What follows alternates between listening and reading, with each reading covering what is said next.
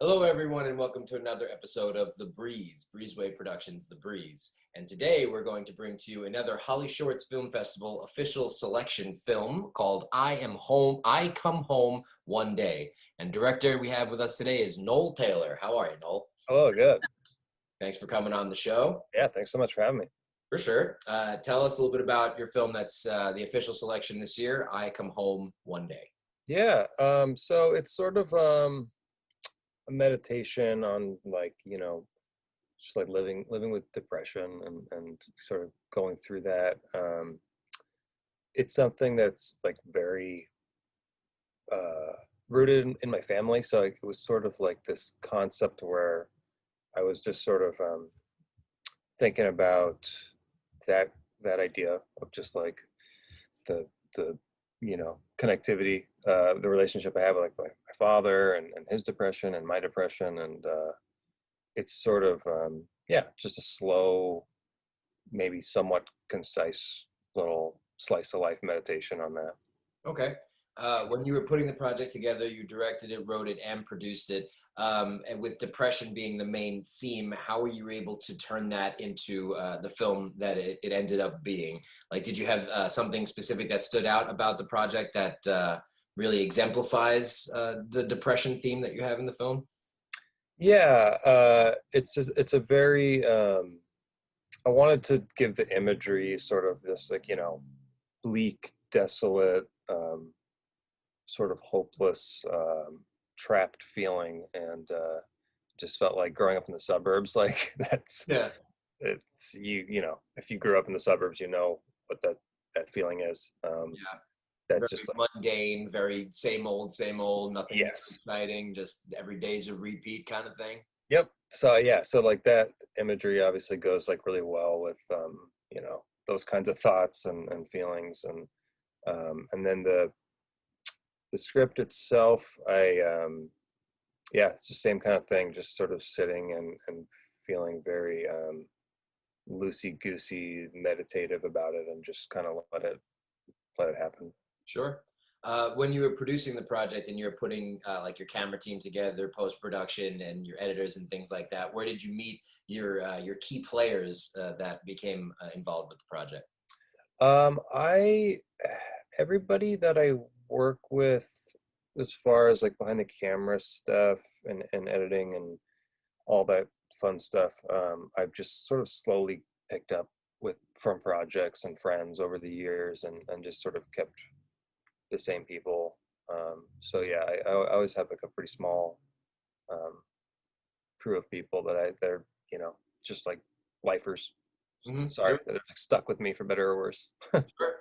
Did you reflect the tone of depression in things like the coloring of the film, the editing, and maybe like what the camera that you shot with, and things like that?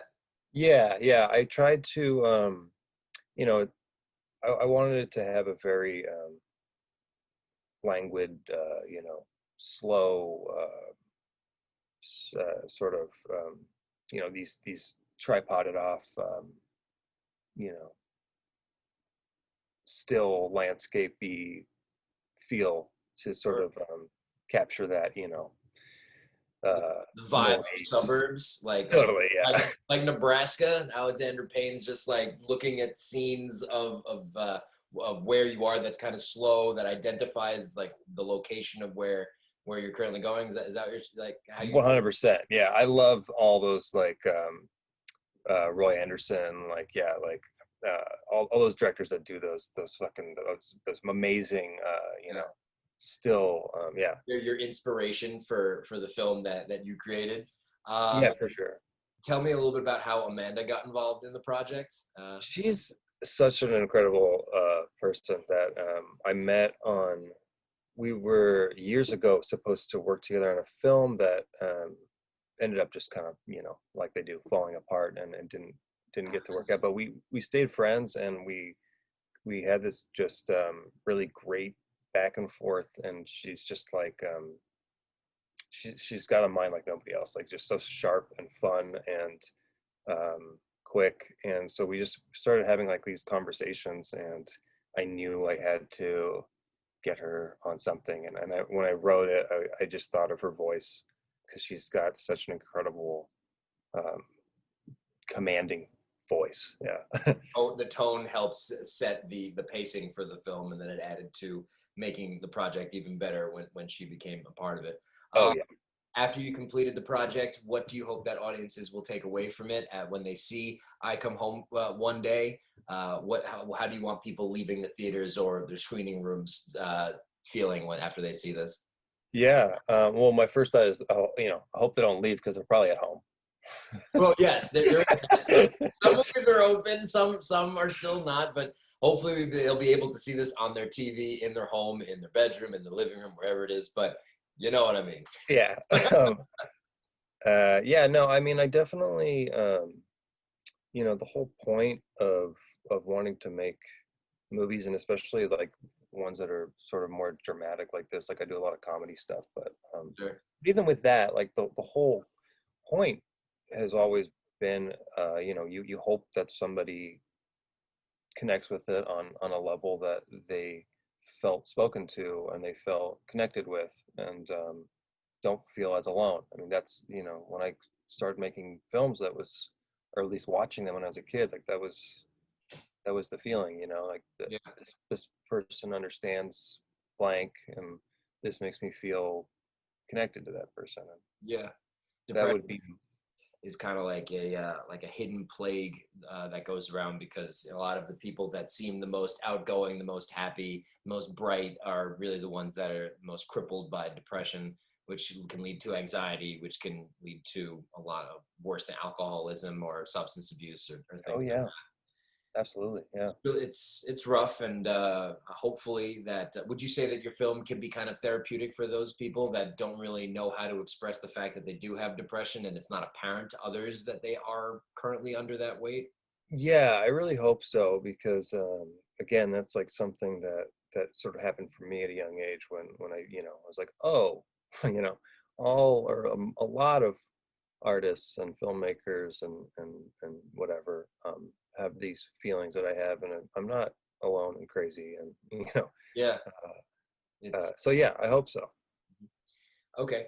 In closing, is there anything that you'd like to say to the Holly Shorts Film Festival for the acceptance this year? Anything to the organizers and things like that? Oh yeah, just endless gratitude. It's so hard to just be toiling in obscurity, and doing your stupid thing, and having somebody that you respect and appreciate, like Holly Shorts, like, acknowledge your work is just like the best feeling, and I'm super honored and happy to be part. Right on. Well, they also are as well to have your film a part of the festival. I hope that it goes on to great success, and that it's seen by many audiences that can connect with the film, and then hopefully heal some people that might feel trapped under depression. I get it. When I was younger, I definitely had it, and it can still pop up every now and then. It's something that just doesn't go away and kind of lives in here. Just kind Yeah. of to learn to express it in one way or another to find some relief. And films, for me and for other people looking at films, that's great relief. So I hope that people are able to check out I Come Home One Day, and I hope that you have a great time at the rest of Holly Shorts this year.